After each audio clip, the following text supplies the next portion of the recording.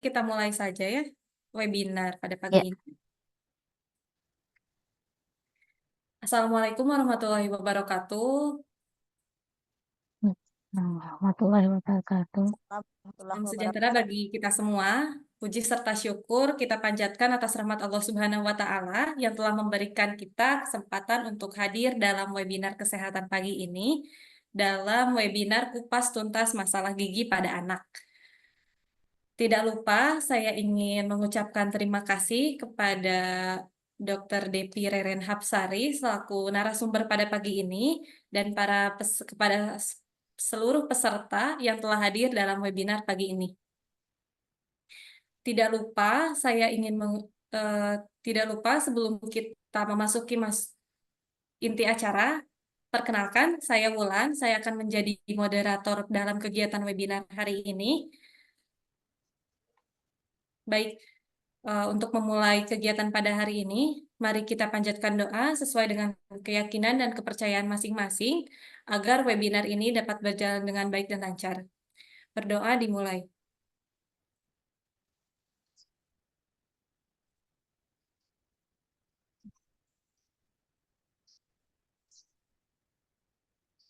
Baik, terima kasih.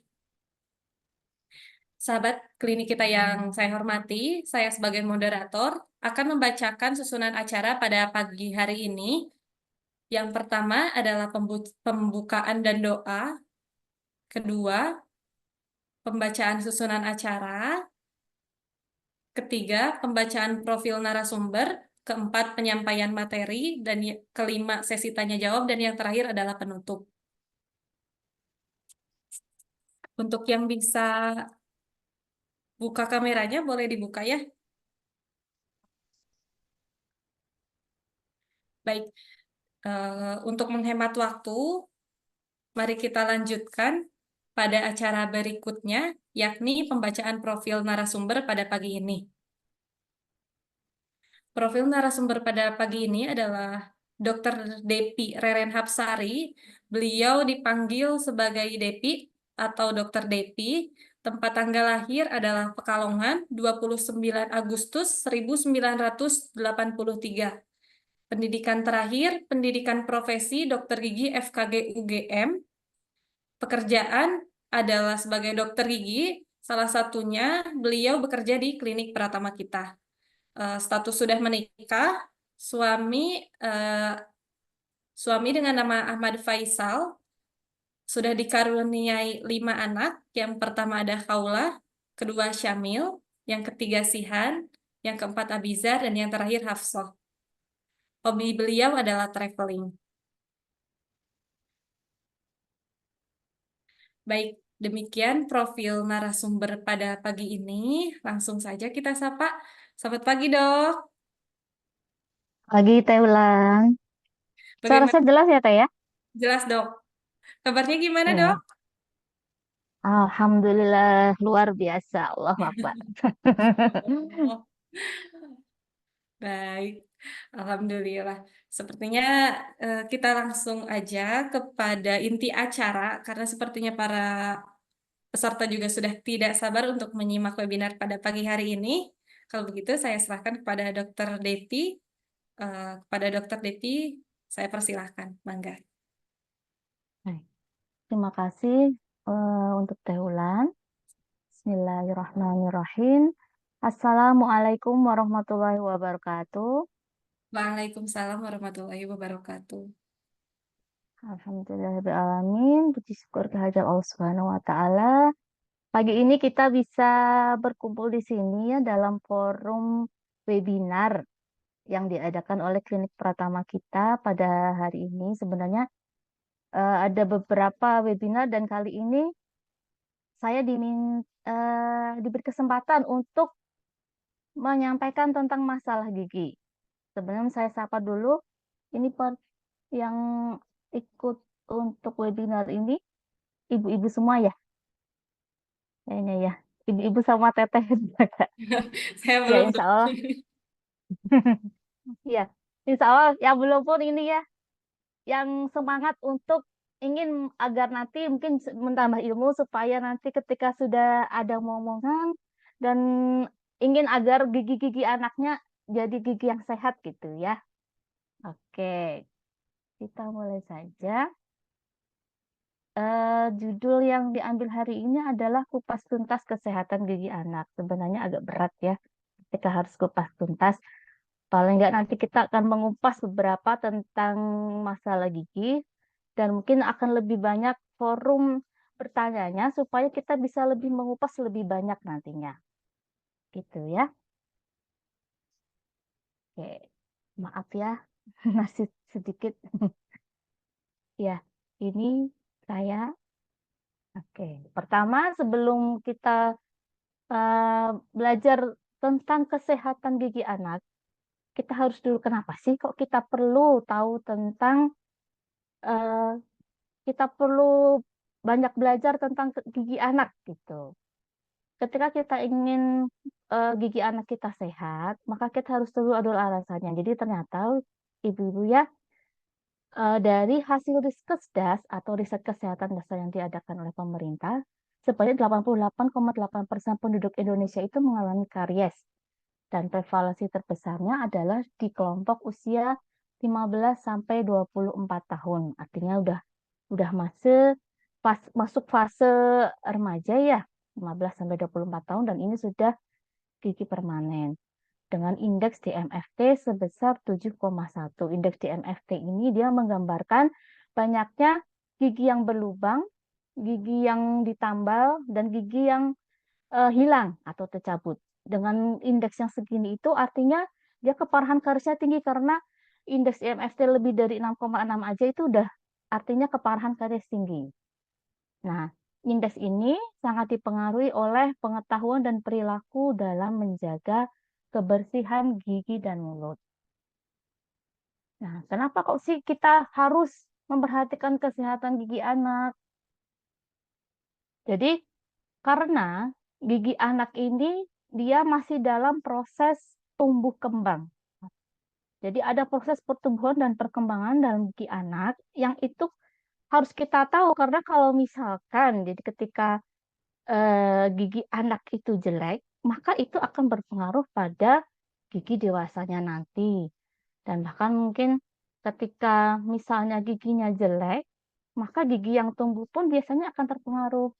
Dan beberapa kebiasaan-kebiasaan nanti yang akan kita bahas, itu pun juga berpengaruh pada kondisi gigi dan mulutnya. Sebenarnya kita ini dulu ya tentang anak. Jadi siapa sih anak itu? Anak di sini kalau menurut Permenkes yaitu seseorang dengan usia 0 bulan sampai berusia 18 tahun. Jadi sejak 0 bulan sampai 18 tahun itu masih termasuk anak ya. Dan bayi itu mulai umur 0 sampai 11 bulan, anak prasekolah itu umur 6 sampai 60 sampai 72 bulan, anak balita itu usia 2 tahun sampai 59 bulan.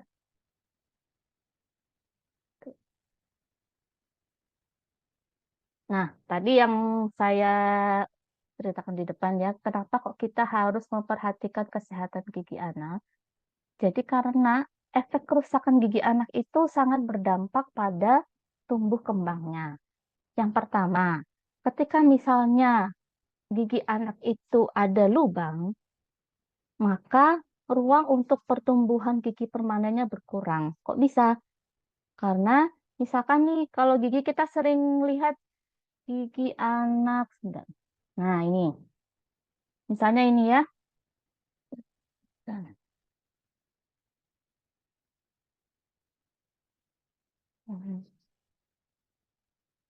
Ini untuk gigi yang paling kiri atas. Kita lihat itu sering muncul ya kalau di banyak anak-anak kalau pasien datang gitu ke klinik biasanya kondisi giginya sudah dalam kondisi yang seperti ini.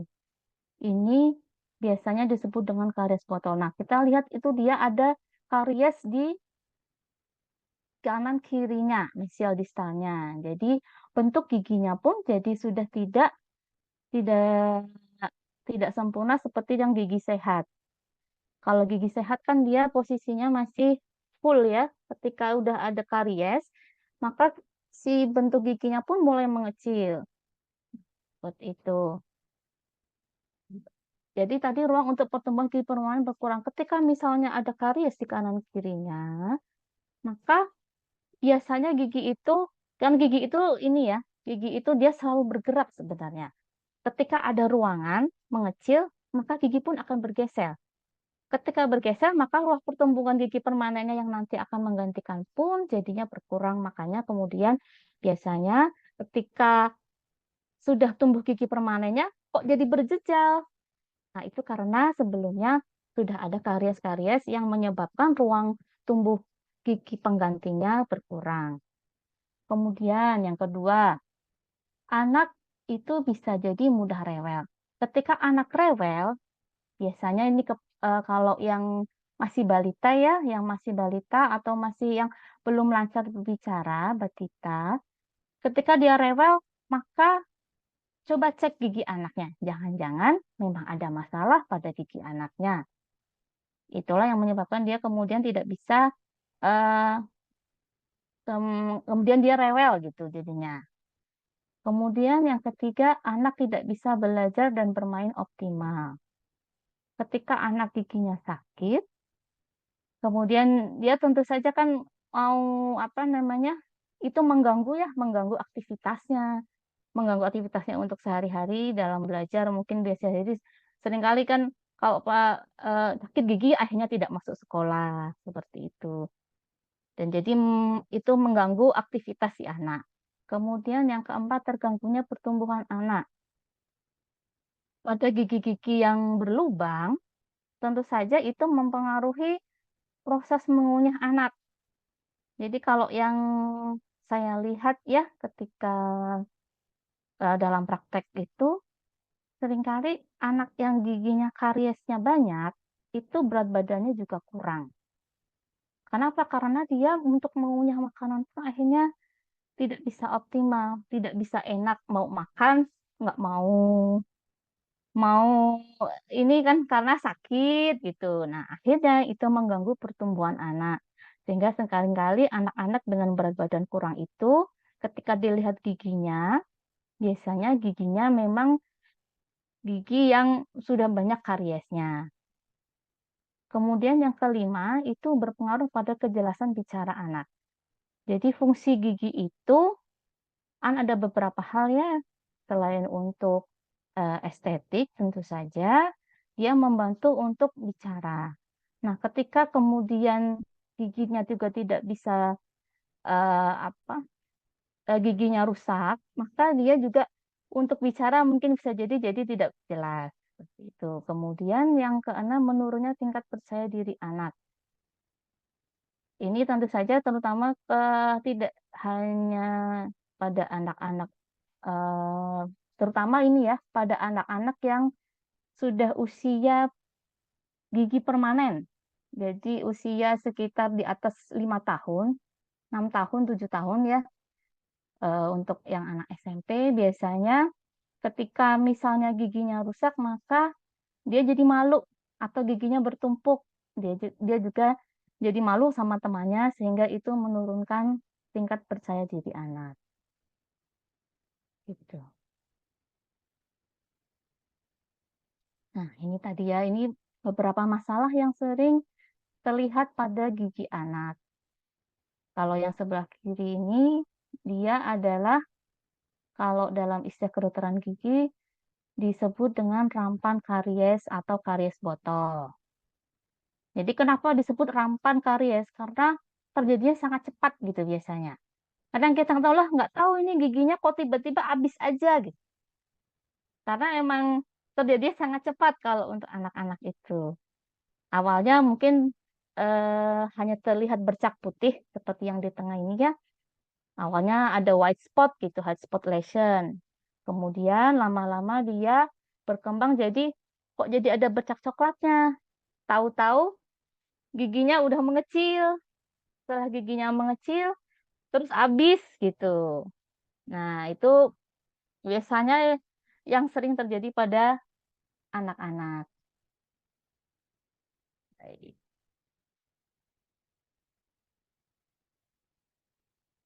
Nah, sebelum kita belajar tentang beberapa penyakit gigi anak, ini saya ceritakan sedikit tentang anatomi gigi. Nah, kalau yang ibu-ibu lihat di dalam gigi kita, ini bagian-bagian gigi yang terlihat paling luar, yang berwarna putih itu adalah mahkota gigi, ya. Jadi mahkota gigi ini adalah bagian mahkota gigi ini adalah bagian gigi yang paling terluar.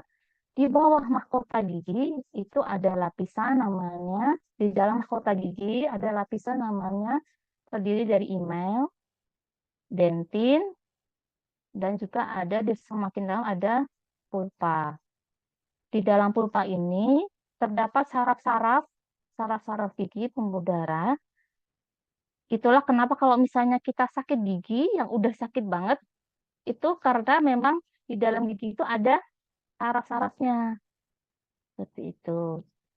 Nah, kemudian selain mahkota gigi ada akar gigi. Akar gigi ini yang tertanam di dalam gusi ya, ibu-ibu.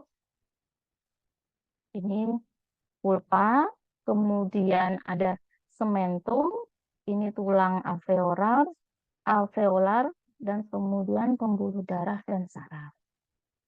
Nah, jadi ketika kita sakit gigi di dalam dentin ini ada semacam saluran-saluran. Jadi kayak namanya tubulus dentin. Kemudian dia si emailnya rusak ini, makanya kita akan lebih terasa ngilu. Kenapa? Karena di dalam dentin ini ada saluran-saluran tubulus yang ketika ada rangsangan masuk, dia akan langsung masuk ke sarafnya ini. Makanya menyebabkan gigi terasa sakit. Ini ya, ini kalau dari rongga mulutnya, ini gigi, ini mahkota gigi, akar gigi adalah yang ada di dalam. Gigi ini fungsinya seperti yang tadi saya sudah ceritakan, gigi berfungsi selain untuk membantu pengunyahan, dia juga berfungsi untuk estetika dan juga untuk kejelasan bicara. Coba bayangin aja kalau misalnya kita ngaji deh atau kita ngomong bukan ngaji ya, huruf-huruf tertentu dia membutuhkan ketika lidah harus bertemu pada mahkota gigi. Nah, ketika giginya tidak ada, maka untuk pengucapan pun menjadi tidak jelas. Seperti itu. Oke. Nah, ini adalah bentuk-bentuk gigi. Kalau bentuk-bentuk gigi ini ada dari dalam gigi itu ada gigi yang namanya gigi incisivus. Gigi incisivus itu adalah gigi yang paling depan. Kalau kita tersenyum, kita lihat yang paling depan itu adalah gigi incisivus atau gigi seri. Ya, itu gigi seri. Gigi seri itu ada empat, empat atas, empat bawah. Kemudian di sampingnya itu ada caninus. Caninus itu adalah gigi taring.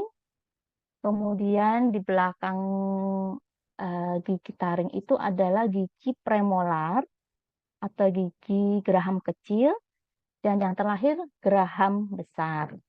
Kalau jadi, nah di dalam geraham ini, di geraham ini ya, di geraham ini, kalau misalnya dilihat ini ada saya bawa salah satu contoh gigi.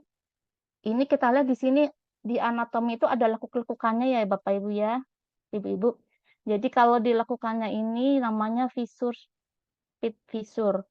Nah inilah makanya kemudian yang sering ketika pasien datang keluhannya tiba-tiba giginya sakit, padahal misalnya sudah gosok gigi gitu. Tapi kok masih ini? Kenapa? Karena nih lihat di geraham itu kan dia di sini ada lekuk-lekukan. Di lekuk-lekukan inilah kemudian yang sering akhirnya sisa-sisa makanan memang gampang nyangkut di sini.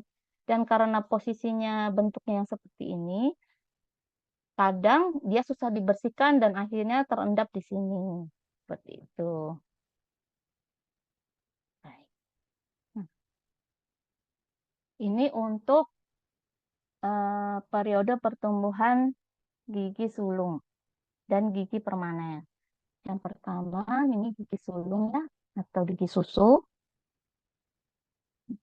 Gigi yang paling pertama tumbuh untuk gigi anak itu gigi susu, kalau secara teori ya biasanya itu adalah gigi seri bawah.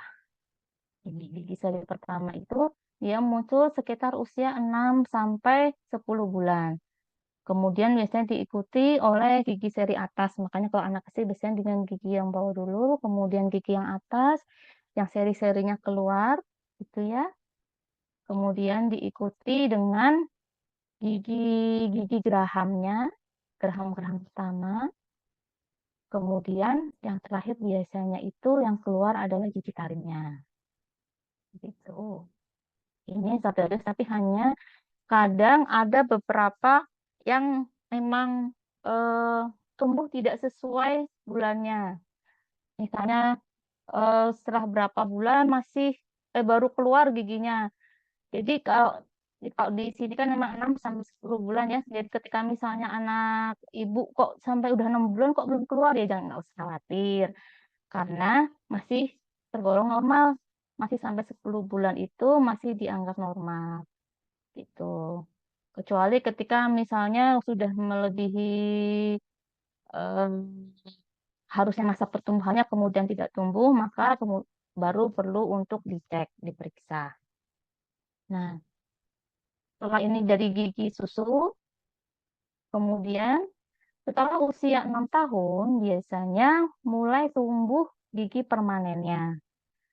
Gigi permanen yang pertama diganti, itu adalah gigi serinya juga sama gitu ya. Ini biasanya gigi seri pertama, seri kedua ini muncul setelah usia 6 tahun. Kalau tadi gigi susu bayi itu biasanya 6 sampai 10 bulan, kalau gigi bawah itu biasanya 6 tahun, 7 tahun itu mulai keluar. Antara gigi atas, gigi bawah, nggak tentu ya Bu ya, biasanya sih yang paling umum gigi bawah dulu. Nah, kemudian kalau misalnya ini kadang, tapi ada beberapa yang tumbuhnya justru yang gigi atas dulu juga bisa. Gitu. Kemudian setelah gigi seri, biasanya muncul gigi geraham. Nah, ada yang perlu di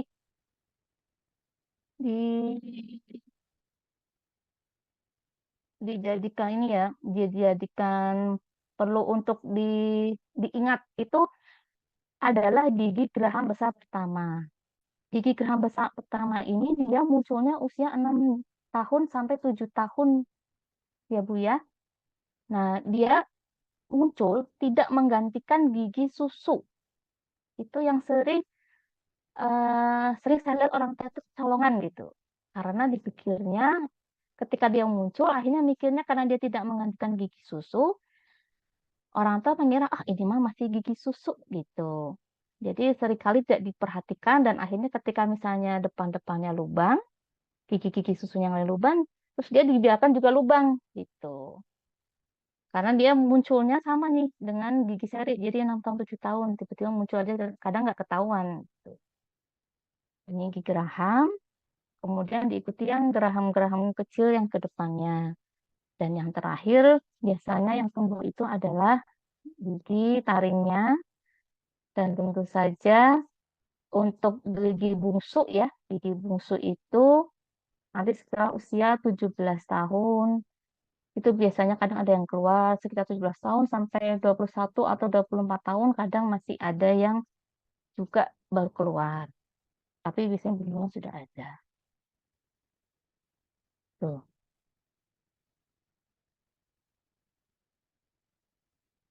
Ini beberapa kelainan yang seringkali terjadi pada gigi dan mulut.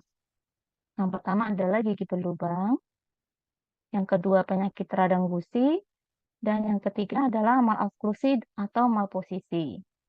Untuk gigi-gigi anak-anak di usia bayi balita mungkin yang sering dijumpai adalah ini di semua usia mungkin ya. Nah, ketika sudah mulai beranjak besar, ada penyakit radang gusi dan maloklusi ini biasanya ketika sudah mulai kelihatan gigi-gigi permanennya. Yang terjadi adalah maloklusi dan malposisi. Maloklusi itu apa? Maloklusi itu kelainan pada oklusi, kelainan pada posisi gigit. Nah, oklusi itu posisi gigit atas dan gigi bawah. Ataupun malposisi. Malposisi itu apa? Malposisi itu kelainan posisi gigi. Itu bisa jadi dia miring, seperti itu. Atau posisinya impaksi. Atau kalau misalnya kayak tari itu bingsul, nah itu malposisi juga. Oke. Pertama, saya ceritakan dulu tentang karies atau gigi berlubang. Gigi karies. Karies itu apa sih? Concerning kalau misalnya ini ya, ibu-ibu mah, ini anak saya giginya karies. Biar pada tahu lah ya, ada bahasa ininya giginya bolong, karies. Karies itu apa? Karies itu adalah kerusakan jaringan gigi. Jadi kerusakan jaringan gigi karena ada sisa-sisa makanan yang bereaksi dengan bakteri. Di dalam mulut kita itu ada bakteri ya Bu ya, bakteri yang namanya Staphylococcus yang dia akan menghasilkan asam dan racun. Asam yang dihasilkan oleh si bakteri itu akan menyebabkan kerusakan jaringan gigi. Jadi dia menggerogoti gigi, si sedangkan racunnya akan menyebabkan radang gusi. Ini posisi-posisi lubang gigi ya. Ketika lubang gigi awal, biasanya di bagian apa ini tadi Ibu ini? Bagian email, bagian luar gigi ini. Ketika di bagian email biasanya tidak merasakan keluhan apa-apa. Tapi yang dirasa biasanya kalau pasien datang itu giginya ngilu gitu. Giginya mulai ngilu nih. Kenapa nih? Kalau giginya mulai ngilu bisa jadi memang sudah ada lubang di situ. Nah, kalau anak-anak juga biasanya ngeluh tuh kalau misalnya makan atau minum es bikin sakit gitu. Pas makan aja tapi. Nah, bisa jadi memang sudah ada lubang dan lubangnya memang daerah di bagian emal ini. Ketika misalnya sudah ada lubang begini langsung diperiksakan ya ibu-ibu ya. Jangan dibiarkan, jangan ditunggu sampai seperti tahap yang kedua ini. Yang tahap kedua ini dia lubang giginya, kariesnya ini dia sudah semakin dalam. Dia sudah sampai ini dentin dan dekat dengan pulpa. Nah, ketika sudah dekat dengan dentin dan pulpa, maka yang dirasakan apa? Jadi kalau kemasukan makanan sakit, terutama ini linuknya linuk banget gitu, lebih sering daripada yang ketika masih masih baru permukaan ya.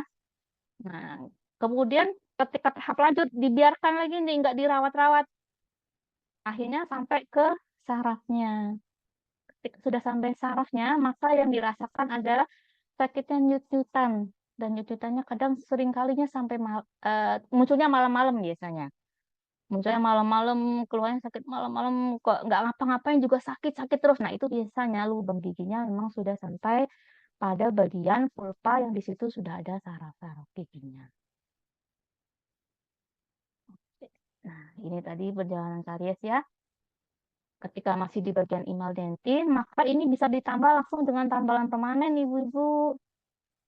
Tapi kalau misalnya emang ada linu, kadang emang harus diobatin dulu, ditambah sementara dulu. Nah, ketika sudah sampai pada bagian pas, ini kemudian ini bisa ada perawatan dulu. Perawatan, dan ini masih bisa diselamatkan ya. Bisa diselamatkan. Nah, ketika sudah sampai pada tahap semakin dalam karena tidak dirawat, lubangnya semakin besar, akhirnya di bawah di sini ada namanya granuloma. Kalau granuloma ini kalau muncul secara klinis yang kelihatan itu biasanya gusinya bengkak gitu. Gusinya jadi bengkak dia. Kenapa? Itu ternyata karena sudah ada infeksi pada saluran akarnya. Tuh. Nah, ini ada beberapa faktor yang mempengaruhi karies gigi. Kenapa saya tampilkan ini? Karena seringkali pasien datang begini ceritanya. Dok, saya itu padahal sudah rajin gigi loh dok. Saya tuh rajin gosok gigi, terus saya tuh bukan yang suka ngambil-ngambil makanan manis, tapi kenapa gigi saya tuh lubang ini sementara dia itu, anaknya satunya, yang dia itu, dia nggak rajin gosok gigi, tapi kenapa kok giginya malah bagus? Jadi ada beberapa hal yang mempengaruhi karies gigi. Yang pertama adalah hostnya itu gigi itu sendiri.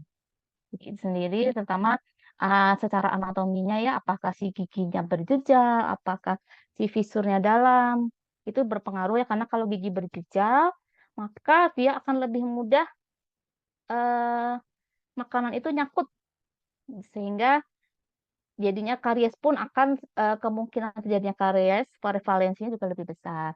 Kemudian adanya plak atau bakteri. Jadi kan karies itu kan terjadinya karena sebenarnya awalnya ada sisa makanan yang menumpuk membentuk plak gitu kan. Nah, dalam plak itu kan ada bakterinya. Nah, dari bakteri itu kemudian dia yang menggerogotin si gigi tadi kan ya, saya ceritakan ya. Itu kan ada agentnya. Kemudian dari environmentnya atau di substrat atau makanannya, makanan yang dimakan gitu. Apakah makanan manis atau enggak. Kemudian eh, dari waktunya, berjalan waktunya. Nah, di environment ini juga dia pengaruh dari keasaman rongga mulut itu juga berpengaruh karena ada tipikal orang-orang yang pH mulutnya dia lebih asam sehingga dia lebih mudah terjadinya karies gitu. Kemudian ini tentang gusi. Tadi, jadi kalau misalnya sisa makanan yang masuk menumpuk, dia akan membentuk plak. Jadi plak itu dia kan sebenarnya hanya lapisan-lapisan lunak ya. Jadi dia bisa dibersihkan dengan sikat gigi. Ketika banyaknya plak, dia akan menumpuk terus, dia akan menjadi kalkulus. Kalkulus itu kayak karang gigi. Nah, kalau karang gigi itu dia sudah susah itu, tidak bisa dihilang hanya dengan berkumur dan sikat gigi saja. Jadi nanti ada alatnya di dokter gigi untuk membersihkan di kalkulus ini. Dan ketika berkembang lagi akan menjadi gingivitis. Gingivitis itu apa? Gingivitis itu radang gusi. Nah, kalkulus ini pun di anak-anak juga bisa ada, Bu. Saya pernah ya beberapa kali melihat pasien. Jadi karena ya sebenarnya sih jarang ya anak-anak sudah ada kalkulusnya itu kecuali kalau misalnya dia memang kondisinya udah yang jadi karena dia waktu beberapa yang saya lihat itu dia takut menggunakan giginya. Jadi dia mau ngunyah itu nggak mau kebiasaan ngemut makanan misalnya. Jadi dipakai giginya tuh nggak dipakai. Gitu. Ketika gigi nggak dipakai itu ini catatan juga ya. Jadi gigi ketika dipakai tidak dipakai itu kalkulusnya justru akan lebih banyak menumpuk dibandingkan gigi yang sering dipakai. Karena gigi yang sering dipakai itu ada air ludah yang dia fungsinya untuk membersihkan. Ketika gigi nggak dipakai, maka air ludah tidak berfungsi di situ. Nah, itulah makanya kalau ya ibu-ibu atau mungkin bisa ke anaknya ya, kalau makan itu harus seimbang kanan dan kiri. Kenapa? Karena kalau misalnya hanya satu sisi, itu sisi yang tidak dipakai makan justru malah lebih banyak kalkulusnya. Karena ada yang juga ada anak yang ini udah kayak psikologisnya sih mungkin kayak dia ya. Jadi dia kalau sikat gigi kan akhirnya karena ada apa namanya ada karang gigi ada plaknya dia jadi gingivitis tadi jadi radang gusi ketika sikat gigi jadi berdarah terus dia jadi takut dia tidak mau dia karena dia udah takut banget kalau gosok gigi nanti aku berdarah jadi dia tidak gosok gigi jadi semakin parah lah itu kalkulusnya di dalam mulut. Tuh. Kemudian yang kedua ini ada ulcus decubitus. Sebenarnya sih ini bukan penyakit gusi ya, cuman ini biasanya setelah di gusi itu eh, beberapa beberapa kali itu ada pasien ketika datang, tadi mungkin kalau ibu lihat ya si ujung akarnya keluar dari gusi gitu. Nah itu teh namanya ulcus decubitus. Kenapa kok bisa seperti itu? Karena ada jadi karena emang sudah infeksi, jadi dia mengiritasi si gusinya sehingga akhirnya dia keluar dari gusi. Jadi ada kayak tajam-tajam di gusi. Kadang dikiranya itu gigi pengganti, padahal belum saatnya. Nah, ternyata itu adalah si akar gigi. Akar gigi yang emang karena giginya karies, jadi sehingga dia keluar dari gusi. Kemudian ada abses atau infeksi. Jadi abses atau infeksi itu tadi ya, ketika gigi yang berlubang sudah sangat dalam, infeksinya sudah sampai saluran akar, sehingga dia membentuk ses, ses gigi. Nah, bisa disembuhin nggak? Bisa, insya Allah dengan perawatan. Nah, nah, karena anak itu berpengaruh terutama apa namanya kesehatan giginya itu berpengaruh pada tumbuh kembangnya, maka kebiasaan-kebiasaan buruk ini pun perlu diperhatikan ya ibu-ibu ya. Karena kebiasaan-kebiasaan buruk yang sangat kadang tidak kita sadari ini berpengaruh pada kondisi gigi dan mulutnya. Apa saja? Yang pertama, itu adalah mengemut jari atau ibu jari. Tapi di sini mengemut jari atau ibu jari bukan maksudnya pada yang anak bayi ya. Kalau anak bayi kan memang ada fase oralnya. Fase oralnya, jadi biasanya kan kalau bayi itu ada yang suka masukin jarinya, itu biarkan aja kalau itu. Jadi yang perlu diwaspadai itu apabila sudah mulai tumbuh gigi permanennya di atas 2 tahun, terus si anak masih punya kebiasaan suka ngemut ibu jari, nah itu yang harus dihindari, harus dilarang.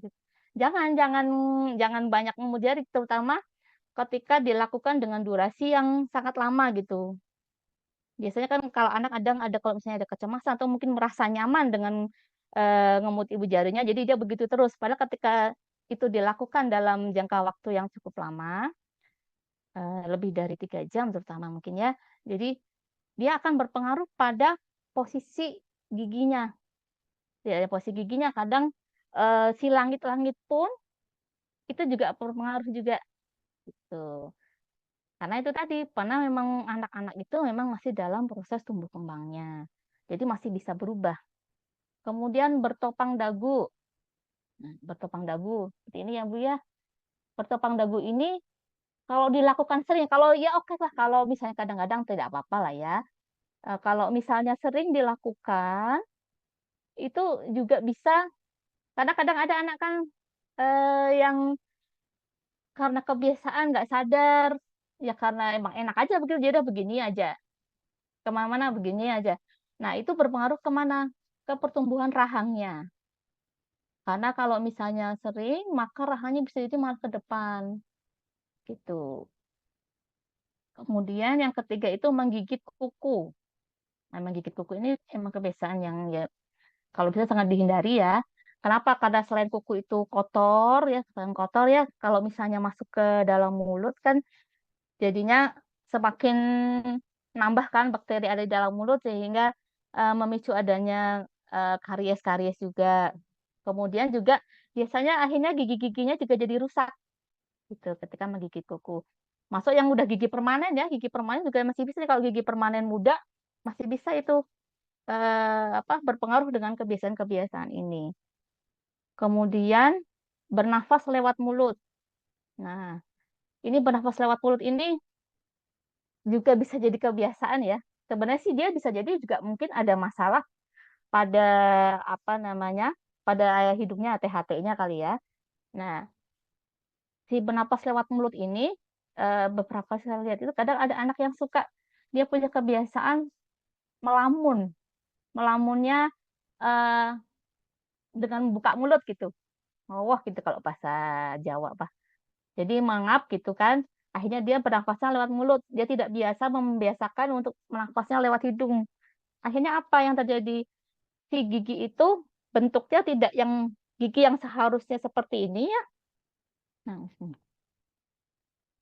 gigi yang harusnya posisinya itu begini, karena dia bernafas lewat mulut, dia jadi membuka, jadi open bite. Itu yang tadi kenapa ada kalau kelainan itu ada maloklusi, malposisi tadi itu. Nah, itu open bite itu karena apa? Karena dia ada kebiasaan bernafas lewat mulut. Dengan bernafas lewat mulut itu biasanya nanti lidahnya juga ke depan. Jadi kayak, diganjalnya pakai lidah gitu, si gigi itu. Ketika diganjal pakai lidah, akhirnya giginya jadi nggak nutup. Itu nanti berpengaruh sampai, ketika dia dewasa. Nah, itu kalau misalnya sudah dewasa kan jadinya untuk secara estetis juga yang bagus ya, Bu, ya. Nah, kemudian yang kelima itu mengemut makanan. Ini untuk anak-anak yang mengemut makanan, eee, seringkali lebih banyak itu ketika anak yang mengemut makanan itu dia lebih banyak kariesnya. Biasanya karena ngemut makanan. Ada anak yang kalau misalnya makan dia mungkin padahal giginya itu enggak ini ya, nggak terlalu bolongnya nggak terlalu bolong-bolong banget awalnya itu, cuman dia males makan aja, malas ngunyah aja gitu. dia lebih suka ngemut aja. Nah, ketika dia ngemut itu, maka kan sisi makanan itu ya tadi apa namanya, manis-manisnya, manis yang keluar dari si makanan itu akan ngendap pada gigi-gigi, mengendap di situ dan kemudian lebih mudah untuk terjadinya karies. Nah, ini ada beberapa do's dan don't ya. Apa sih yang harus dilakukan? Jadi, karies botol yang seperti gambar yang tadi di awal, itu terutama biasanya terjadi pada anak-anak kecil, anak bayi yang dia masih minum minum susu formula, terutama eh, ketika sambil tidur gitu. Jadi sambil tidur dia minum susu terus. Kan kadang memang untuk terutama tantangan untuk para ibu bekerja ya, ketika ibu bekerja, ketika dititipkan pada yang mengasuh, jadi supaya bayi tenang, akhirnya diberikan susu botol formula. Nah, itu yang sangat jahat sekali sebenarnya si susu formula ini. Yang dia yang gampang banget merusak gigi-gigi, terutama gigi depan anak. Jadi, baiknya lepaskan botol susu saat sudah terpenuhi. Dan usahakanlah pakai ASI ya, karena ASI itu adalah yang terbaik dibandingkan pakai susu formula. Ini tadi yang dannya minum susu botol sampai tertidur. Kemudian, eh, jangan banyak makan minum yang manis. Jadi kalau dulu mah cuma permen aja ya Bu ya, yang namanya makan manis ya, minum manis. Kalau sekarang banyak banget kayaknya minum-minuman aja banyak banget gulanya udah. Jadi kalau kenapa kok sekarang anak-anak tuh kayaknya banyak banget ya yang kok si bolong kayak dulu tuh perasaan mah ganti juga ganti sendiri, nggak nggak ada drama-drama yang seperti sekarang mungkin ya. Kenapa? Karena memang sekarang pun eh, makanan minuman itu juga sudah banyak yang banyak pemanisnya gitu, udah berbeda juga dengan zaman yang dulu. Kemudian biasakan makan minum berserat dan bertekstur. Nah, bukan bertekstur juga ini. Kalau sekarang kan banyak makanan instan ya, banyak makanan instan. Itu juga makanan-makanan instan tuh sebenarnya tidak merangsang pertumbuhan rahang. Ketika pertumbuhan rahangnya kurang, rahangnya kecil, maka akhirnya apa? Giginya banyak yang berjejal, bertumpuk. Biasanya karena memang juga kurang makanan yang bertekstur. Kemudian ini ya, ajari anak menyikat atau membersihkan gigi sejak tumbuh gigi. Jadi kalau bisa ada pertanyaan sejak kapan sih kita harus mengajarin anak, itu ketika udah tumbuh gigi langsung diajari. Bisa pakai kasa basah, yang kayak kasa basah anget bisa. Eh, yang penting anak ngerti, oh terbiasa gitu loh untuk membersihkan giginya. Kemudian tidak yang dosnya adalah tidak rutin membersihkan gigi anak saat makan dan minum susu. Kalau misalnya memang harus minum susu, ya bisa jadi setelah minum susu perlu dibersihkan gitu ya Bu ya. Ini makanan-makanan yang baik untuk gigi, yaitu adalah karbohidrat, protein, mineral, vitamin, dan susu. Ya, ada susu ini pun tidak tidak harus yang susu kaleng, karena susu pun sekarang harus diperhatikan ya Bu ya. Karena susu-susu apa namanya, susu kotak itu pun kadang-kadang kalau saya enggak kok nggak minum botol dok, cuma minum susu kotak itu juga harus diperhatikan karena susu kotak pun tertentu tuh lebih banyak gula daripada kandungan susunya gitu. Akhirnya kita kira itu buat kesehatan gigi, ternyata malah racun gitu, racun dalam tanda kutip ya. Tuh ya, next. Nah, ini beberapa mitos tentang kesehatan gigi anak. Jadi seringkali pasti ya seringnya ya anak itu udah nggak usah aja dirawat gitu. Kenapa? Karena pasti nanti juga ganti kok. Nah, ini jangan ya, jangan ya Bu ya. Jangan ya Bu, karena gigi anak itu meskipun dia akan diganti dengan gigi permanen, sebaiknya dirawat. Karena apa? Karena terutama perlu dipertahankan agar menunggu sampai ada gigi permanennya yang menggantikan gitu, sehingga perlu dirawat. Karena gigi anak yang tidak dirawat, dia juga akan seperti yang tadi di awal, dia akan mengganggu pola makannya dia sehingga dia juga jadi berpengaruh ke aktivitas sehari-harinya. Kemudian cabut gigi atas berbahaya. Itu beberapa saya pikir cuma gigi-gigi orang dewasa ya yang merasa takut ketika cabut gigi atas karena nanti bisa kena mata. Itu ternyata yang anak-anak pun ada orang tuanya merasa nanti cabut gigi atas kalau di dokter gigi mah nanti bisa kena mata gitu. Padahal enggak ya, tidak ada pengaruhnya kalau misalnya cabut gigi itu nanti jadi misalnya matanya jadi burem gitu. Itu tidak ada hubungannya. Insya Allah tidak apa-apa. Terutama anak-anak karena memang apalagi anak-anak memang harus harus ganti ya, harus ganti. Jadi memang harus kalau memang sudah goyang ataupun bertumpuk mulai sudah ada gigi permanen tapi gigi susunya masih ada, masih kuat ya baiknya dicabut aja. Kemudian ini semakin kuat menggosok gigi maka semakin bersih. Ini juga benarnya salah juga. Jadi kalau misalnya yang namanya menggosok gigi itu bukan semakin kuat semakin bersih, tapi yang penting prinsipnya itu adalah semua permukaan harus kena gitu. Kalau justru ketika semakin kuat menggosok gigi, maka dia bisa merusak gusi. Ketika merusak gusi, jadinya gusi jadi berdarah, jadi radang gusi atau gingivitis. Kemudian ini, solusi sakit gigi adalah dicabut. Nah, ini kalau anak-anak terutama ya sering ya orang tua datang, anaknya sakit gigi. Giginya gigi geraham belakang. Anaknya masih usia 6 tahun, 5 tahun. Orang tuanya udah pusing, anaknya sakit gigi aja gitu, nangis-nangis. Udah dok dicabut aja, bisa nggak? Gitu. Padahal belum boleh. Jadi kalau solusi sakit gigi itu adalah belum tentu dicabut. Gitu ya. Solusi sakit gigi, terutama misalnya gigi-gigi yang eh, belum saatnya ganti, maka dia harus dirawat. Gitu. Kemudian pergi ke dokter gigi hanya saat sakit saja. Nah, itu sebaiknya juga jangan ya Bu ya. Pergi ke dokter gigi itu baiknya rutin 6 bulan sekali. Kenapa sih kok harus rutin 6 bulan sekali? Ya karena eh, supaya kita terkontrol kesehatan giginya.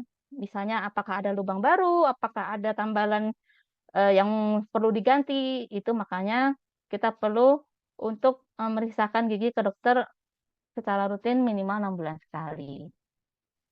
Kemudian menyikat gigi saja tidak cukup untuk mencegah radang gusi, itu betul, hal ini betul ya, bukan mitos ya. Jadi mencegah radang gusi tidak hanya dengan menyikat gigi, tapi juga dengan eh, banyak hal ya, terutama makan makanan yang bergizi. Ini tips agar gigi sehat. Ini tadi bersihkan gigi bayi dengan kaca steril. Jadi mulai dari sejak bayi dibiasakan untuk dibersihkan giginya karena barangkali ada sisa-sisa susu yang mengendap itu jadi perlu dibersihkan. Kemudian sikat gigi anak dengan sikat khusus untuk anak. Jadi jangan sikat gigi anak terus kasihan sikat gigi dewasanya gitu. Jangan. Jadi kalau untuk anak berikan sikat gigi anak yang ukurannya kecil, yang bulunya lembut. Kemudian ajari dengan cara sikat gigi yang benar. Kemudian dengan pemberian fluoride dengan pasta pasta gigi yang sesuai atau dengan visur silon. Nah ini kalau ini ada ya yang namanya eh visur silon. Kalau untuk di klinik sendiri, klinik pertama kita sendiri ada yang namanya program imunisasi gigi ya, ibu-ibu. Jadi imunisasi gigi ini dia adalah pemberian fluoride ini tadi. Jadi bagi gigi-gigi yang memang dia belum berlubang, sudah mulai tumbuh, maka perlu diberi perlindungan dengan diberikan fluoride. Itu atau visur silon ini. Kemudian yang keempat, mengurangi makanan yang manis dan lengket. Dan yang kelima, rutin ke dokter gigi 6 bulan sekali. Ada pasien, ibu ya saya cerita sedikit aja pasien. eh, saya beri apresiasi kan. Jadi dia selalu untuk anak-anak ini ketika mungkin memang tidak ada keluhan, ya memang cuma datang cuma mau kontrol aja. Ya saya lihat ya memang dari awal itu ketika padahal ya waktu masih gigi susu giginya juga ada yang berlubang juga gitu. Tapi kemudian setelah kena kontrol rutin, jadi sekarang pasiennya juga udah lebih besar, itu jadi giginya juga jadi lebih terjaga ibu-ibu. Itu posisinya juga lebih bagus.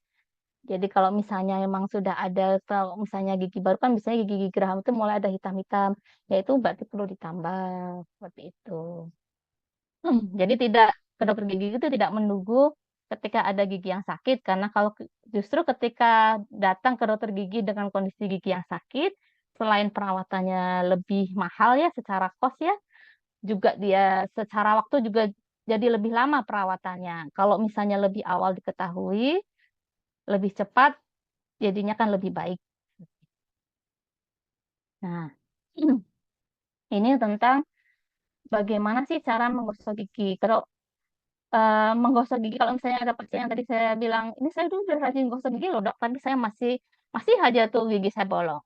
Tapi perlu dicek dulu nih, apakah udah bener apa belum nih, caranya bener apa enggak, ya kan? Terus bahannya bener apa enggak. Jadi nggak cuman gosok giginya doang, tapi bahan yang dipakai juga bener apa enggak.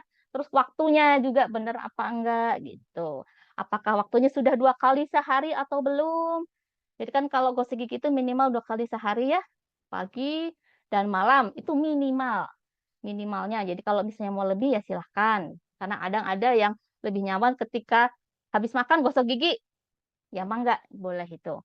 Kemudian ini cara menggosok giginya, caranya harus betul ya. Bentar. Nih, ini yang pertama untuk menggosok gigi ini, jadi bagian bagian depan ya, bagian depan. Jadi ada beberapa teknik gosok gigi ya ibu-ibu, teknik gosok gigi yang dianjurkan oleh pemerintah. Bukan ya, jadi beberapa teknik gosok gigi. Ada beberapa teknik gosok gigi, dari teknik gosok gigi itu yang baik itu adalah jangan pakai teknik gosok gigi yang kalau masih ada yang begini ya, gerakan Miring gitu ya. horizontal ya, ini ini jangan seperti ini. Kenapa ini nggak bagus? Karena kalau gosok giginya seperti ini biasanya nih di sini masih ada sisa-sisa makanan yang tertinggal yang nggak kena gitu. Jadi baiknya yang gimana? Kalau misalnya di Upin Ipin ada bulat-bulat itu juga betul itu. Atau ada lagi satu namanya teknik merah putih. Teknik merah putih itu apa? Merah itu adalah gusinya. Kemudian putih itu adalah giginya. Jadi merah putih. Jadi gusi ke gigi. Hmm. Kalau yang baik sih kalau saran saya dari kayak teknik yang merah putih tadi ya. Jadi pertama yang atas sendiri dulu. Set, belat ini. Kemudian samping kanan, samping kiri ke permukaan kunyah. Jangan lupa. Kemudian yang bagian dalam, bagian bawah juga sama. Bagian bawah pun dari gusi ke gigi juga sama. Nah, gerakannya seperti ini aja. Semuanya dari semua permukaan harus kena. Bagian dalam ini yang seringkali ketinggalan.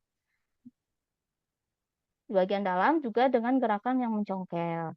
Karena seringkali ini kelupaan ya, karena beberapa kan sih mikirnya ah gigi mah yang kelihatan aja gitu. Yang orang kelihatan aja di sini-sini aja gitu. Padahal yang bagian-bagian dalam sini juga perlu, karena bagian dalam juga sering ada sisa-sisa makanan yang nyangkut di situ, endap di situ. Gitu. Jangan lupa terutama bagian permukaan kunyah, apalagi tadi kalau geraham itu apa Bu Ibu? Jadi kalau geraham itu kan ada lekuk-lekukannya, makanya harus dibersihkan. Yang terakhir mungkin lidah, lidah perlu disikat juga ya, karena lidah itu ada papila-papila yang dia sisa-sisa makanan juga bisa nyangkut di situ, makanya perlu dibersihkan. Ya, ini tadi ya. Nih, nih jadi setiap bagian aja, atas sendiri, bawah sendiri. Jadi nggak usah yang buru-buru, nggak usah yang buru-buru. Jadi kalau untuk anak-anak itu biasanya pasta giginya kalau masih kecil, kecil banget gitu, misalnya masih belajar baru belajar awal, boleh pakai pasta gigi yang apa namanya yang ada rasa-rasa di awal mungkin bisa. Tapi sih kalau saya sih kayaknya sih nggak apa-apa bisa dicobakan dengan pasta gigi yang apa namanya yang untuk dewasa ya, tapi kecil aja seperti sebiji beras gitu. Kemudian kalau sudah setelah usia mulai udah lebih setelah usia 3 tahun lah pakai yang sebiji kacang. Ini tadi ya. Ini setiap permukaan gigi, atas sendiri, bawah sendiri. Ini terasa sih lebih bersih. Kalau saya sendiri seperti ini merasakan lebih bersih. Jadi kalau tandanya sikat gigi bersih itu kalau misalnya sikat giginya terasa keset. Kalau keset itu berarti udah bersih, gitu ya. Terus kemudian juga sikat gigi itu baiknya diganti minimal 3 bulan sekali ya. Kadang ada yang kelupaan mas pakai sikat gigi yang lama. Beda rasanya ketika sikat gigi setelah 3 bulan diganti lagi, kemampuan membersihkannya juga berbeda, gitu. Nah, ini tadi gerakannya. Oke. Kapan waktu baik yang untuk menyikat gigi tadi? Waktu yaitu pagi dan malam sebelum tidur. Nah, untuk anak-anak mungkin kalau ketika malam agak susah ya. Agak susah karena udah pengen keburu tidur mungkin ya. Paling enggak setiap mandi gitu. Jadi pagi setelah sarapan atau ya pas saat mandi pagi atau saat mandi sore bolehlah. Itu sudah sangat minimal ya. Tapi yang dianjurkan itu adalah pagi itu adalah setelah sarapan. Jadi setelah sarapan selesai, dia silat gigi itu akan menjaga sampai nanti sore, sampai malam. Nah, sebelum tidur, sisa-sisa makanan yang seharian disikat dan dibersihkan. Begitu. Ini hindari makanan manis dan lengket, juga makan di antara waktu makan. Maksudnya banyak snack gitu ya. Jadi kalau misalnya nggak sikat gigi ya paling nggak berkumur itu. Terutama anak-anak kalau misalnya malam-malam habis makan, misalnya sudah sikat gigi, masih makan lagi paling nggak harus berkumur. Jadi mengurangi untuk sisa makanan yang terendap. Ini beberapa vitamin apa namanya gizi kelengkapan gizi yang perlu diperhatikan. Vitamin D itu untuk kekokohan tulang dan giginya.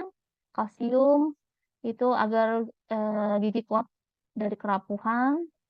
Kemudian fluor ini ketahanan gigi terhadap asam karena kalau yang terlalu asam jadi gigi juga mudah berlubang. Kemudian vitamin C itu untuk ketahanan gusi terhadap iritasi. Ini tadi kontrol gigi rutin ya. Apakah yang berlubang perlu ditambal lagi? Apakah ada gigi yang baru karena jadi perlu dicabut atau ada lubang baru yang perlu ditambal? Begitu. Kayaknya cukup begitu, Teh Ulas. Nggak bisa dilanjut dengan ini aja kali ya, pertanyaan aja. Terima Ya, kasih kepada Dokter Devi yang telah menyampaikan materinya. Ada banyak sekali ilmu yang bisa kita dapatkan di webinar ini ya.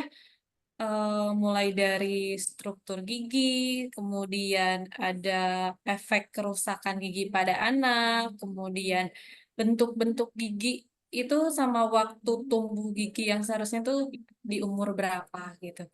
Kayak tadi anak yang rewel aja bisa aja itu penyebabnya dari gigi, terus mengganggu pertumbuhan pada anak bisa disebabkan dari gigi juga. Jadi gigi itu sangat penting bagi anak-anak. Ya.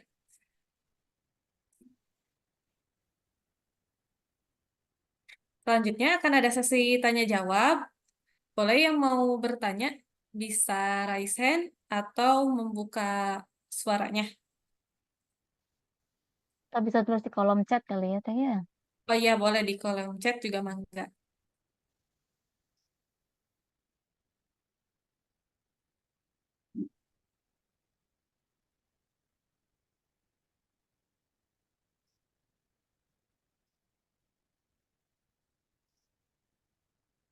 Saya juga baru tahu dok, karena sebelumnya itu orang tua saya kalau ada anak yang apa ya, em, megang dagu tuh, itu nggak boleh katanya dok. Ternyata memang ada dari segi kesehatannya. Secara Iya. kesehatan. Karena Ya, dulu jadi tuh, kalau apa namanya, anak-anak itu kan emang masih berubah terus ya untuk kondisi rahang gitunya itu juga masih berubah, masih berkembang. Makanya kalau untuk kebiasaan-kebiasaan kayak gitu memang bisa formal, apalagi kalau dilakukan dengan jangka waktu yang agak lama. iya betul.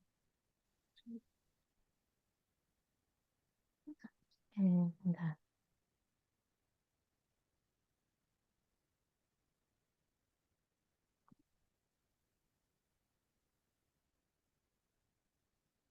Nih kayaknya nih ada malu-malu.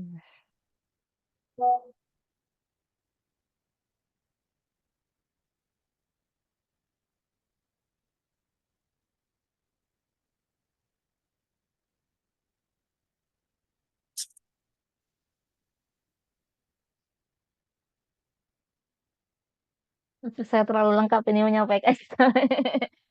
Sudah lengkap Silakan sekali kalau mau dan ada sudah yang jelas, ini. Masya Allah. Siap.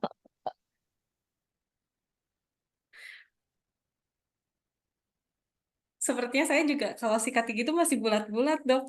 Karena kalau satu Oh, merah kalau putih, bulat-bulat, kalau bulat-bulat masih masih masih lumayan, tapi masih bagus. Yang penting hmm, nggak yang begini aja, yang nggak yang penting kan miring nggak kanan gitu. kiri. Ya. Kalau bulat-bulat masih bagus, karena kan dia juga memijat gusi juga. Cuman emang yang lebih ini biasanya yang dari gusi ke gigi. Oh. Ini ada yang bertanya, Dok, dari Desi Permata. Saya bacakan aja ya, Dok ya. Ya, mangga teh. Izin tanya, Dok. Anak saya suka mengeluhkan sakit di bagian dinding pipi, di bagian dinding pipi dalam. Untuk pengobatannya itu gimana ya, Dok ya, baiknya?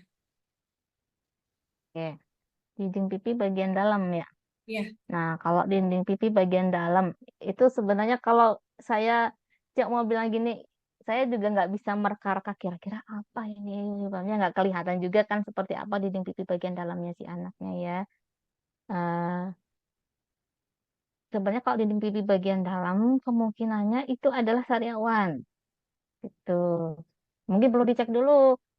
Baiknya sih datang ke dokter gigi. Mungkin dilihat dulu seperti apa yang disakit di pipi bagian dalam yang dimaksud.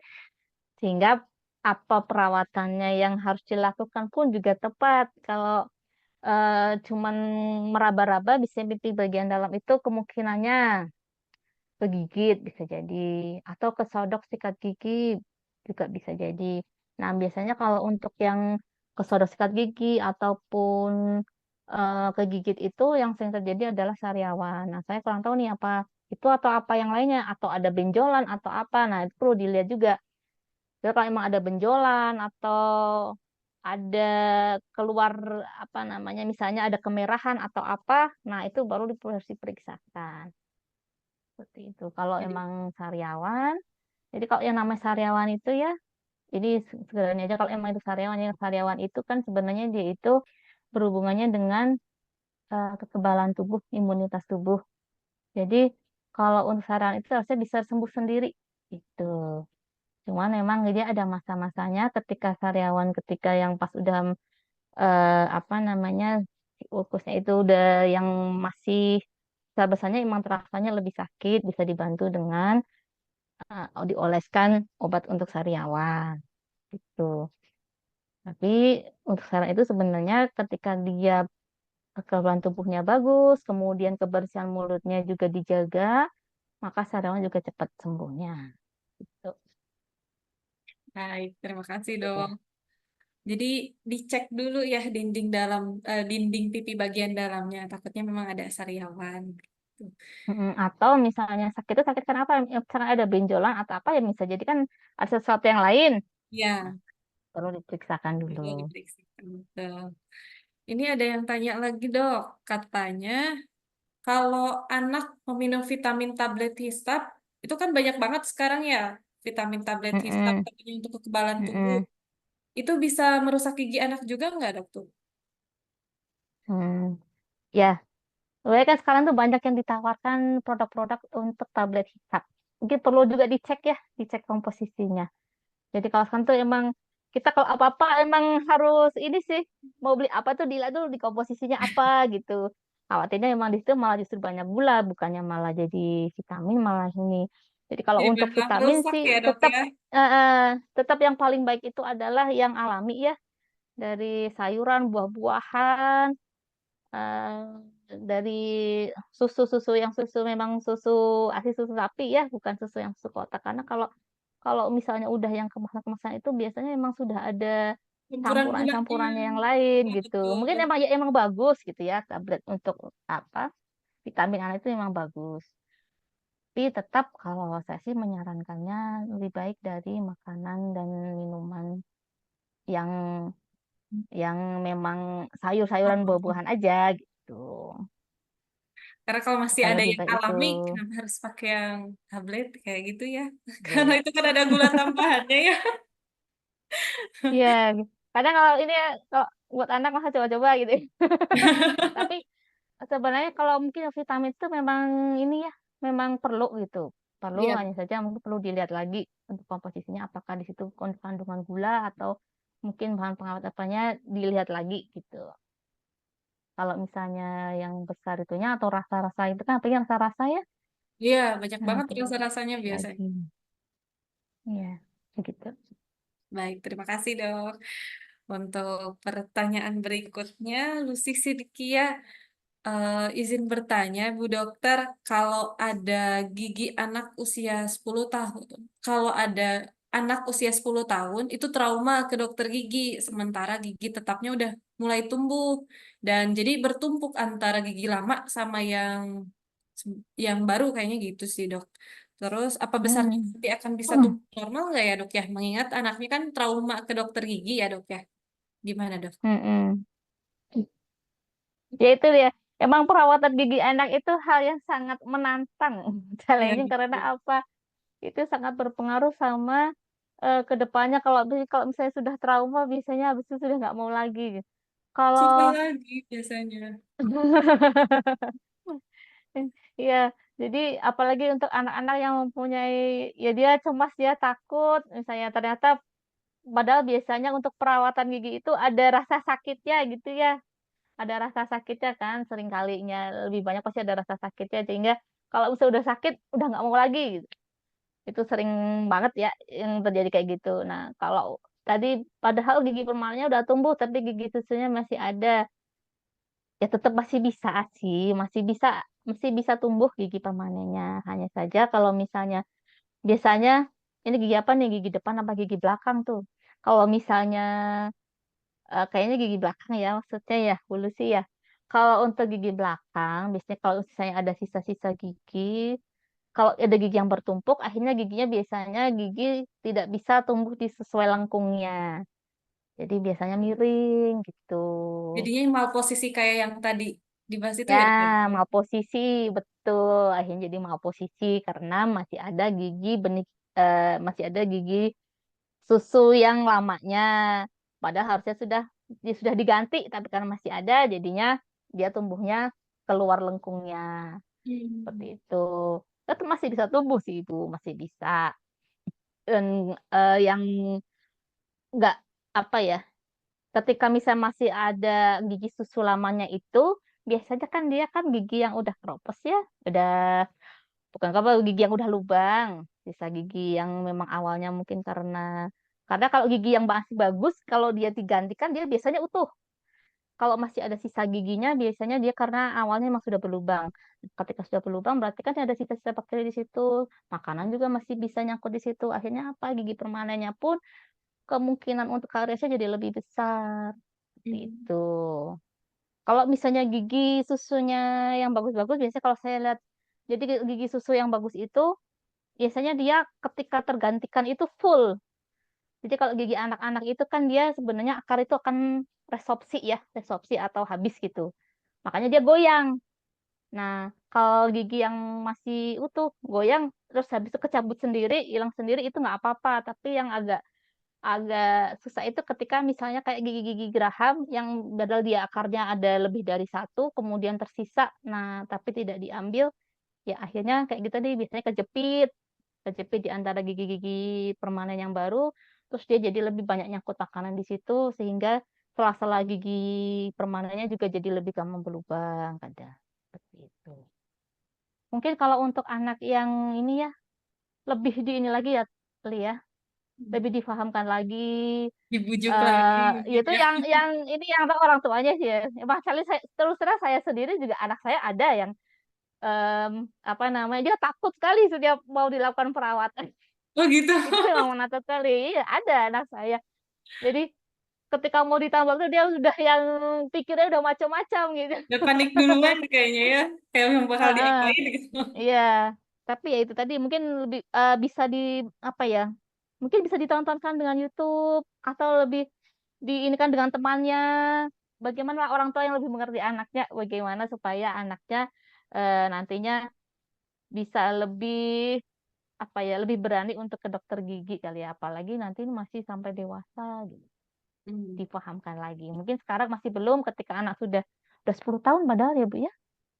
Sudah 10 tahun ya sudah lebih bisa diajak ngobrol harusnya itu kalau tahun berarti secara logika gitu. Iya, betul. Seperti itu Bu. Semoga bisa membantu ya Bu. Semangat ya Bu Lucy untuk membujuknya. Baik, ini ada pertanyaan lagi dok. Izin tanya, gigi anak di bawah usia 7 tahun sudah terlanjur rusak parah. Apakah sudah boleh dicabut dok? Atau bagaimana baiknya? Karena itu udah rusak Di bawah. katanya dok. Ini tadi. Kalau ini nih udah gimana nih udah nggak bisa apa udah cabut aja deh dok daripada sakit-sakit Iya, nggak katanya boleh gitu tetap biasanya ya. tetap harus sesuai dengan periode pergantian giginya. Nah, tadi itu kalau misalnya memang gigi-gigi depan dulu paling enggak ya.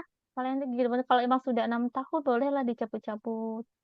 Gitu gigi depan atas gigi depan bawah mulai 6 tahun itu sudah mulai dicabut nggak apa-apa nanti supaya gigi penggantinya juga apa namanya keluar karena khawatirnya kalau misalnya gigi dicabut lebih awal itu gimana sih akhirnya akibatnya oh, tadi saya belum jelaskan ya ada yang namanya prematur loss gitu jadi terlalu awal karena terlalu awal gigi permanennya benihnya itu nggak bisa menemukan tempat untuk dia gantikinnya gitu akhirnya malah ditumbuhnya di tempat yang tidak seharusnya ketika jadi prematur loss.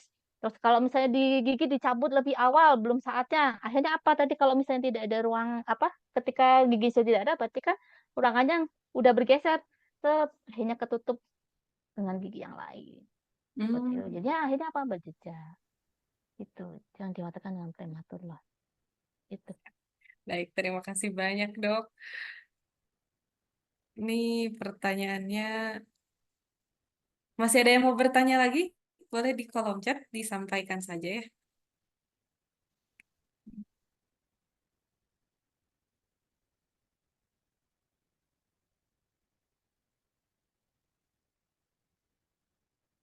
Kalau untuk karya sendiri, dok, itu selain dibersihkan oleh dokter gigi, itu bisa lepas sendiri nggak sih, dok? Untuk karies pada anak gitu. Karena kan tadi nggak bisa, itu ya, nggak bisa apa? Aries apa kalkulus? Ayo. Kalkulus. Kalau Kalau kalkulus sudah nggak bisa ya, dok ya? nggak bisa kalau kalkulus cuma kadang sih kalau misalnya yang dewasa kadang mungkin merasakan ada yang patah-patah itu kalkulus gitu ada bisa tapi Iya, iya. eh ya itu juga hati-hati jangan-jangan patah yang patah giginya mahkotanya gitu. Dan itunya ya, oh, oke. Eh, jadi kalau memang kalau sudah jadi kalkulus sudah keras gitu ya udah berkarang gitu memang akhirnya harus dibersihkan dengan alat atau scaler. Kalau memang masih dalam bentuk plak yang tadi sisa makanan yang mengendap tadi itu masih bisa dengan sikat gigi. Jadi emang sikat gigi itu garda terdepan lah, garda terdepan untuk menjaga kesehatan gigi dan mulut gitu. Memang sepertinya sepele ya, tapi cuma sikat gigi doang ini gitu. Padahal Iya, itu sangat bermanfaat seperti itu untuk supaya senyumnya juga senyum sehat. iya betul. Baik. Hmm. Sepertinya sudah tidak ada yang bertanya lagi. Baik, Dok. Terima kasih banyak atas pemaparan materi dan diskusinya. Sangat membuka wawasan sekali gitu ya. Ilmunya juga berharga. Semoga materi yang disampaikan tadi dapat diaplikasikan dalam kegiatan kita sehari-hari, terutama dalam menggosok gigi ya. Mudah-mudahan itu Ya, bisa diaplikasikan dengan baik. Baik itu anak-anak, yang ya. ibu-ibu dewasanya juga harus tetap diaplikasikan dengan baik juga. Oh ya, Teh, Ya, punten terakhir nih. Ini ya, jadi anak-anak itu peniru yang ulung ya, ibu-ibu ya, peniru yang ulung. Jadi bagaimana orang tuanya kebiasaannya dalam mungkin gosok gigi, dalam menjaga makanannya itu juga akan berpengaruh pada anak-anaknya. Jadi paling tidak harapannya eh, materi ini bisa meskipun hanya tentang anak-anak ya, tapi untuk pengetahuan ibu-ibu semua, jadi nanti bisa diterapkan ke anak-anaknya ketika misalnya tahu bagaimana cara menggosok gigi yang benar, harus bagaimana, anak-anak juga akan menirunya seperti itu. Gitu Ya, itu ya. betul. Ya. Atau mungkin kalau misalkan ada anak yang trauma, bisa aja ibunya dulu atau siapanya dulu yang diajak ke dokter gigi, terus diajak gitu Nah, anaknya. bisa, boleh. Boleh, Nanti ini loh, terus tidak anak nanti apa-apa lihat gitu gitu. ya, bahwa ke dokter gigi tuh nggak Heeh. apa-apa, nggak bakal langsung dicabut kok, Heeh. nggak bakal, Nah, tidak iya. semengerikan yang dibayangkan gitu ya. Iya, boleh. Jadi kalau Oke, ini ya, sejak baik. dini memperkenalkan ke dokter gigi itu mungkin bisa awal-awal ya nggak usah diapa-apain dulu lah, diajak Cek aja aja. gitu. Oh, Gitu. kayak gini, heeh, cuma mau dilihat. Oh, ini loh kalau lihat kalau alat-alat gigi itu kayak gini-gini. Oh, jadi Iya, betul. Memang PR sekali ya kalau mengajak anak yang trauma ke dokter gigi itu. Masya iya Allah. betul. Hmm, baik, terakhir kami ucapkan terima kasih banyak kepada Dokter Devi yang sudah menjadi narasumber pada webinar hari ini. Saya ucapkan juga terima kasih kepada ibu-ibu, bapak-bapak, atau akang teteh yang telah hadir dalam webinar ini dan telah mengikutinya sampai akhir. Saya ucapkan banyak terima kasih dan saya ucapkan permohonan maaf apabila ada kesalahan selama pelaksanaan webinar ini berlangsung. Apakah ada tambahan lagi, Dok? Teh, udah cukup teh. Mohon Cukup. maaf kalau memang juga ada salah kata atau hilaf ya. Baik, akhir kata saya tutup dengan membaca hamdalah. Alhamdulillahirobbilalamin. Saya tutup dengan salam. Assalamualaikum warahmatullahi wabarakatuh. Terima kasih atas kehadirannya. Waalaikumsalam warahmatullahi wabarakatuh. Baik, kita sesi foto dulu ya. Bagi yang mau nyalain kameranya, boleh dinyalakan?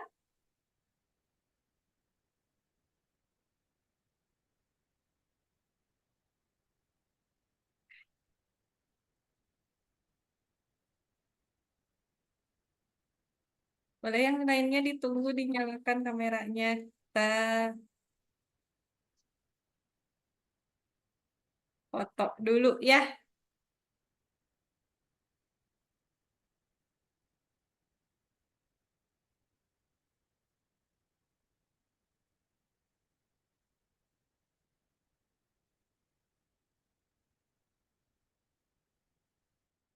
Hitungan ketiga ya. Satu, dua, tiga.